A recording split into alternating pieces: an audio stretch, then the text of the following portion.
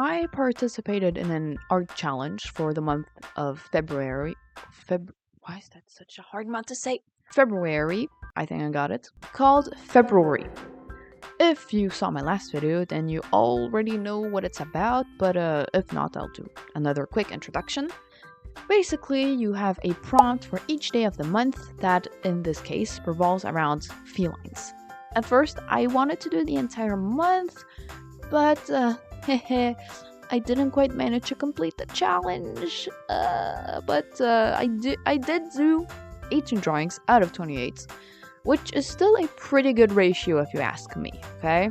And here you will be seeing all of the time lapses accompanied by a small narrative that I wrote for each drawing. Hope you'll enjoy it. The sun felt warmer than usual on Pharaoh's back as he sprinted through the lush overgrowth of the forest. Summer was coming, and he knew it. Pharaoh picked up the pace, practically flying past bushes as the trees behind him became blurs of brown and mahogany.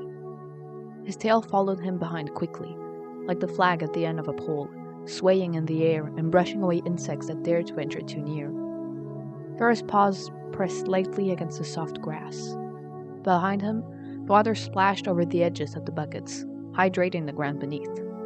Pharaoh didn't mind losing some of this liquid gold. He didn't mind if it meant that he had to do an extra journey to the springs. This was his happy place. For outsiders, Sven was on the right side of this war, on the side of victory. He, for the longest time imaginable, had thought so as well. But once he saw the massacre that ensued in front of him, he wasn't so sure anymore if there even was a right side in a thing such as war. Sven grabbed a firm hold of his spear and spun his head around. Even more dirty and ragged flags blew in the gentle breeze of the early morning. Sven couldn't wait to get back home, see his family again, celebrate the victory of his country. But still, something tugged at his heart and made his belly lurch.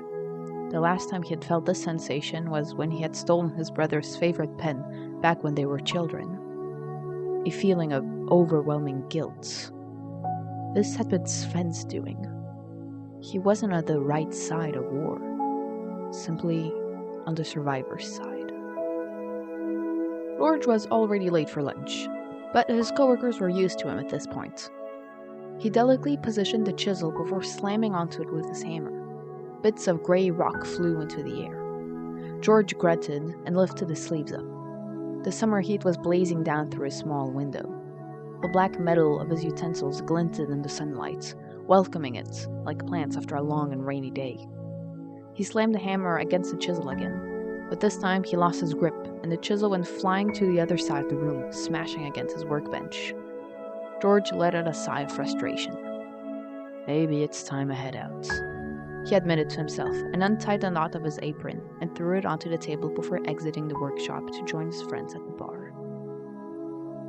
Elia breathed in slowly, carefully aligning the arrow to the bow grip. She flicked her ear when a fly buzzed by. Overhead, a nearby bird chirped, but Elia shoved the sound into the back of her mind. She gritted her teeth when a gentle breeze drifted by, her shawl quivering, and the tip of her arrow stumbling across the bow. She dropped her bow to her side again and let out a frustrated sigh. I better not mess up like this tomorrow, Elia thought bitterly. The tiger raised her head again. Her eyes shone with determination. Elia adjusted her stance, feeling her way through the grass with her foot. Elia brought her arm high up again and locked eyes with the arrow tip. She squinted, staring at the tree with the red cross that stood far in front of her. Finally, after letting out a final breath, Elia let go of the feathers and the arrow flew in front of her. The metal tip pierced the bark of the oak tree. Papers flew in the wind like birds behind Andrea. She was late for school, like usual, but the salty smell of the ocean made it all worth it. If it meant feeling the cool breeze against her fur as she ran down the familiar streets that she knew like the back of her paw, Andrea would risk her teacher's punishments over and over again. With a paw, she grabbed the edge of her hat as it threatened to blow away like her homework. Andrea whizzed past the houses. She recognized the mailman's garden, the fisherman's stained windows, and the baker's spotless gutters. She never knew how he managed to keep them that clean. Andrea shook her head. focusing on the task at hand and running forwards. It was nighttime already. Prince Florence was still up and perusing the castle halls, examining every candle with delight. He watched as the flames danced and licked the limestone walls. His eyes glinted with fascination. How such a small light could keep the castle bright and welcoming had always excited him. Ever since a young kitten, Prince Florence had wanted to dance like fire. The hypnotizing movements brought him joy and ease. Prince Florence trotted towards the other end of the hall, his paw flicking by each candle, feeling the heat rise into his paw pads. He stopped at one of the large open balconies and leaned on the railing. A gentle midnight breeze rolled into the castle, making his fur bristle. What else is there to do? Queen Soleil thought as she sat on her large throne. Above her, a chandelier boomed with lights, casting dark shadows on the queen's face. She let out a sigh of boredom. Queen Soleil closed her eyes, her head leaning on her paw. She thought back to when she was a simple princess, free of any obligations and allowed to do whatever she wished to do. Back then, she had been adventurous and daring, never backing down a good challenge. Now, the most thrill Queen Soleil got was from watching the lights flicker above her head and the monthly painter of the family come to draw her portraits. The queen never looked happy in those. She longed for freedom, for adventure. Todd cackled behind his hand of cards and tilted his head downwards, his hat tipping over his dark glare. In the second hand, he held a bright cigarette, smoke pirouetting out from the tip. He knew that he was going to win. Todd let out another laugh, but this time he made sure that his opponent could see the glint in his teeth. With a grunt, Todd's enemy slammed his cards onto the table and called him many names. Todd wasn't affected by any of them, except when he heard the word cheater come out of his opponent's mouth. Well, I do have a trick or two up my sleeves, Todd affirmed, slipping his arm below the table. The card that he had snuck out of the game earlier rubbed against his fur. Had it been this one? No, surely it must have been the one at the tall glass. Or maybe... This morning in his laboratory, Lincoln was searching through his glasses of various colored liquids, picking one up, shaking its contents, then resting it back onto the shelf. Just yesterday he had managed to mix a strange new potion that had been more than eager to try out the very next day, but now he couldn't for the life of him remember in which jar he had stored it in. Lincoln grabbed a purple liquid and raised it high, looking past the glass with one eye.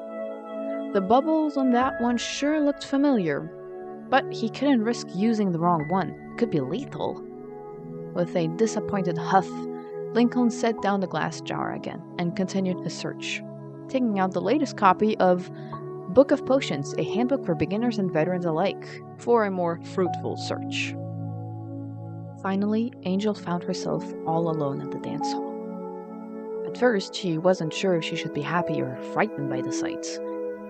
Angel had started taking dancing lessons a few months ago, while all of her classmates were professionals since birth, it seemed like. Competing against them was a living nightmare. Most of them were even younger than Angel and constantly teased her for her strange spots. Angel shook her head, and instead focused on putting on her tights and skirts. She breathed out a preparatory sigh and leapt into the air, landing hard on her paws. Angel grunted. Maybe they're right. Maybe I'm not cut out for this, she thought bitterly.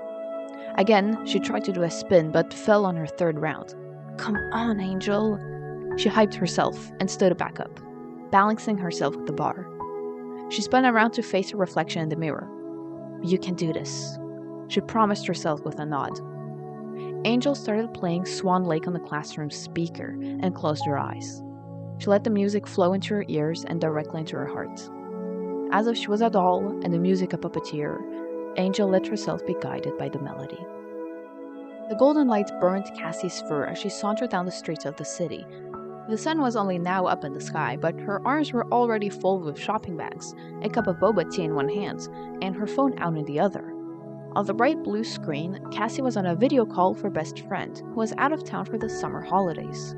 No, he didn't, Cassie exclaimed before entering a fit of laughter. This can't possibly get any better. Cassie's paws patted against the pavement of the sidewalk as she made her way deeper into the city. She was now walking beside the city's gardens, the lush green bushes turning gold in the sunlight. Ugh, boys, I guess. Cassie responded dryly, flicking her head back and grimacing. Each brushstroke counts. Mary recalled her grandmother's words, the one who had taught her all that she knew about painting. It was a hot summer day, and Mary closed the blinds of her workshop for a better view of her canvas. Her grandmother had also told her that every great painter needed a self-portrait, something to recall them with, to see how they saw themselves. That was supposed to be Mary's final assignment with her grandmother as her teacher, before she could venture out into the world of painters. But her sudden death after a terminal illness had made Mary quit art for years. It had only been a few weeks ago, when Mary was sorting through old photo albums, that she found pictures of her earlier paintings. Nostalgic tears welled in her eyes, and at that moment, Mary managed to bring herself the courage to pick out a fresh canvas, paint, and brushes. Mary applied the first layer of colorful paint, feeling a joy that she hadn't felt in years. Quinn prowled and thrived below the lights of the circus tent. They were like a drug that she would never be able to give up. Quinn spun around the arena. Right now, the bleachers were empty, but tonight they would be full. Or at least that was what Quinn hoped. She had offered to pin posters of tonight's show all over town, leaving the rest of the performers to prepare the tents. The sand felt soft beneath her light steps. Quinn grabbed the tip of her hat and strained her arms apart as wide as possible before crossing her legs and swishing her tail from side to side. Without the crowd, she could be as free and wild as she wanted. That was what Quinn loved about acting. Once the public was there, her role was quite simple. Follow the clowns around and mimic their every move, only in a more quiet and somber way. That was what Quinn loved. Acting like someone completely different and hiding behind a mask of acts and roles. The moon shone brightly overhead, casting tall shadows against the gravestones of the cemetery. But another light beamed. Cobalt flicked his head around at every noise. An owl hooting above, leaves bristling in the winds. Anything and everything made him skittish. Cobalt grabbed a hold of his shovel again and pushed it deep into the earth.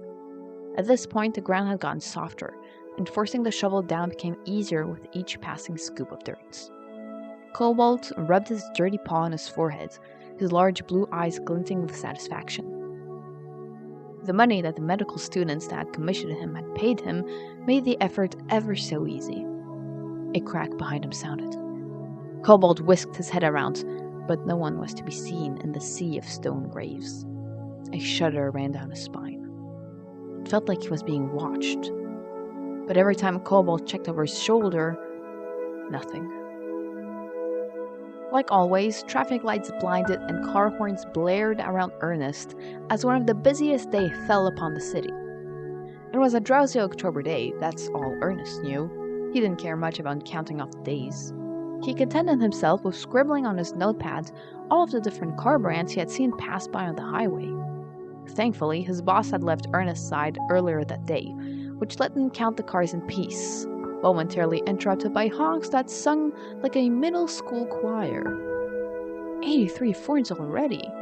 Ernest smiled and tapped the tip of his pen against his chin. He raised his head and adjusted his cap, folding his ears back, letting the slim strands of light that washed through the clouds blind him. It was a quiet autumn afternoon when Angie was behind the counter at One Trick Pony Bar. With a swift movement of her arm, she grabbed a small silver cup. Angie spun on her heels and grazed her paw over the different bottles that sat behind her. The glass tinkled beneath her touch, and finally she clutched the neck of a bottle filled with a delicious red liquids. The clock was nearing 4 p.m., and Angie knew that her usual customer would be arriving soon. She lifted the bottle and poured from a pie, and a fine strand of liquid came gushing out like a waterfall. Just as expected, once Angie had filled a tall glass, the familiar bell of the door rang and her customer came trotting inside. Like every other day, Kit waited at the harbor for his father's fishing boat to arrive. The early morning sun came from behind, leaving its gown of dark blues and greens to instead illuminate the sky with its beams. Kit welcomed the soft heat against his back. He lifted his head up and glanced towards the rolling waves that went on to infinity. He let out a hopeful smile. Perhaps one day he'll let me come with him. Kit dreamed somberly. His father had always told him that the ocean was too dangerous for him, that he didn't need to be put into such peril. But Kit didn't see that danger that his father forced upon him. For him, the water was just another entity that could be either calm or angry. I just need to prove to him that I'm capable. Kit clenched his fists. Just then, a boat's horn blared and made Kit jump. Good thing I waited till this week to pick these.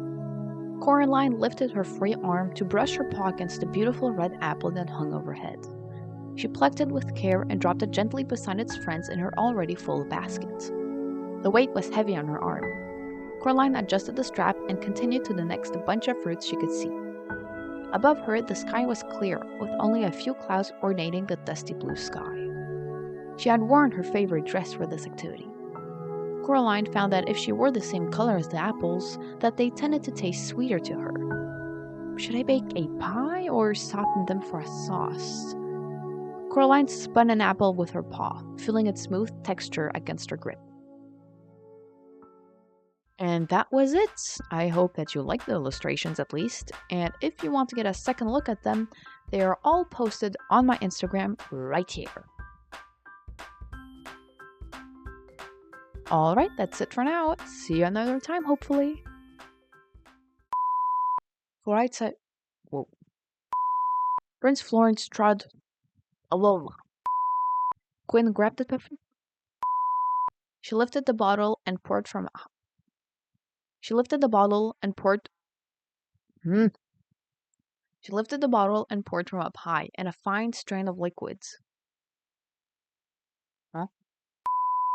She lifted the bottle high. Wow! She lifted the... Oh my... Why can't I say this? Just as my stomach just grumbled. Anyway. His father had always told him that the oceans was too... Oceans? Blah.